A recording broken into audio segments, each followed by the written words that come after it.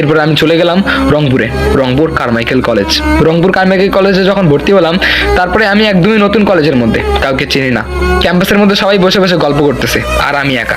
ভালোই লাগতেছে না, কিচ্ছু ভালো লাগতেছে না।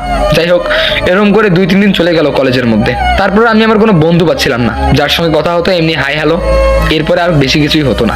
যাই হোক, আর একটা কথা, আমি কিন্তু স্মোক করতাম, তবে সেটা লুকাই কেউ জানতো না।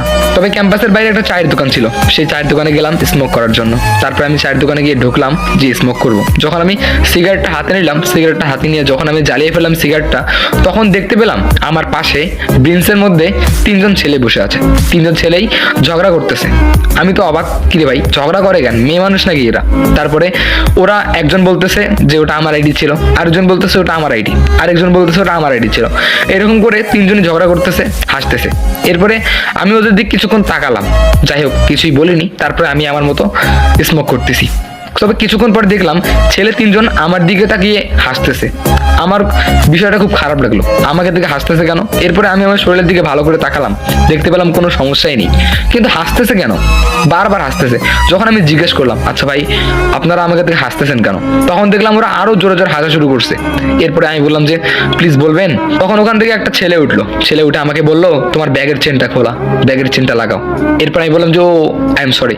এরপরে আমি আমার ব্যাগের চেনটা লাগালাম। তারপরে দেখলাম ওখান থেকে আরেকটা ছেলে উঠে আসলো, উঠে এসে আমার দিকে হাত বাড়িয়ে দিল, বললো যে আমার নাম আব্দুর রহমান, তোমার নাম কি? তখন আমি বললাম যে আমার নাম লাফিজ, আমি কলেজে নতুন। তখন আব্দুর রহমান বললো হ্যাঁ তোমাকে দেখেই বোঝা যাচ্ছে যে তুমি কলেজে নতুন। যাই হোক, তোমাকে দেখে একটু ভদ্র সাদাসিধে মনে হচ্ছে, ব্যাপার না। তুমি কোন ইয়ারে পড়ো? আমি বললাম যে ইন্টার ফার্স্ট ইয়ারে, এই কলেজে একদম নতুন অ্যাডমিশন হয়েছি। তখন ওরা বলে আচ্ছা তুমি এখানে থাকো কোথায়? আমি বললাম যে একটা নতুন ম্যাচ ভাড়া নিয়েছি তো এখানেই থাকি। তখন তারা বললো কোন ম্যাচ? আমি বললাম যে এই তো ক্যাম্পাসের পাশেই যে 4তলা ম্যাচটা আছে ওখানেই। মানে তুমি ওখানে কেন উঠলা? আমাদের ম্যাচ চলে আসো, আমরা ওখানেই থাকি, আর আমরাও কিন্তু ইন্টার ফার্স্ট ইয়ারেই পড়ি। আমি বললাম যে তাই নাকি? তবে তোমাদেরকে যে আমি কলেজে দেখলাম না। তখন তারা বললো আমরা তো কলেজেই যাই না, শুধু মজা করে বেড়াই, গেম খেলি, এই ফ্রি ফায়ার খেলি তো তাই।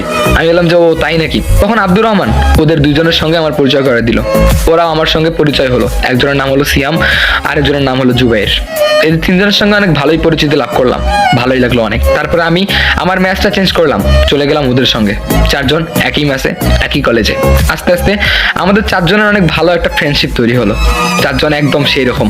তবে একটা অবাক করা বিষয় হচ্ছে তারা 3জন কিন্তু অনেক সুন্দর, তবে একটাও গার্লফ্রেন্ড নেই। অবাক করা বিষয়, আজকালকার যুগে যদি গার্লফ্রেন্ড না থাকে তাহলে কি হয়? আমি জিজ্ঞেস করলাম যে তোমাদের গার্লফ্রেন্ড নেই? তখন তারা বলে না আমাদের কোনো গার্লফ্রেন্ড নেই, সারাদিন ফ্রি ফায়ার খেলি, অল টাইম চিল। একদম ঠিক বলেছো। তখন সিয়াম আমাকে বলে আচ্ছা তোর কোনো গার্লফ্রেন্ড নেই? আমি বললাম যে না আমার কোনো গার্লফ্রেন্ড নেই, তবে অনেকেই প্রপোজ করেছিল, আমি অ্যাকসেপ্ট করিনি। তখন জুবাইর বলল আচ্ছা তোর কি কোনো ক্রাশ নাই? আমি বললাম ক্রাশ তো নাই, তবে যখন আমি ক্লাস 8-এ পড়তাম না তখন একটা মেয়ের প্রতি ক্রাশ খাইছিলাম। তখন জুবাইর বলল কিভাবে? তখন আমি সবকিছু খুলে বললাম। একটা থাপড়কেই সেই মেয়েটার প্রতি আমার ভালো লাগা শুরু হয়ে গিয়েছে, জানি না সেই মেয়েটা কোথায় কোথায় থাকে। তখন আব্দুর রহমান বলল কি রে তুই সেই মেয়েটাকে চিনিস না? আমি বললাম না রে চিনি না, স্কুল যাচ্ছিলাম হঠাৎ করে এসে একটা বিড়ালের জন্য থাপড় খাইলাম। তখন 3জনই হাসতেছে। আমি বললাম যে শোন এটা হাসির কিছু না, ঠিক আছে? ওই মেয়েটাকে আমার অনেক ভালো লেগেছিল, এখনো খুঁজে বেড়াচ্ছি, এখনো পাইনি। তখন তারা বললো সত্যি ভাই ঠিক বলতেছিস? বললাম হ্যাঁ রে ভাই এখনো পাইতেছি না। তখন আব্দুর রহমান বললো আচ্ছা সে মেয়েটার ফেস কি মনে আছে? আমি বললাম হ্যাঁ। তখন আব্দুর রহমান বললো আমি কিন্তু ভালো ছবি আঁকতে পারি, তুই মেয়েটার ফেস বল আমি ছবিটা এঁকে দিই। এরপরে আমি মেয়েটার মুখের ফেসটা আস্তে আস্তে বলতেছি আর আব্দুর রহমান আঁকতেছে।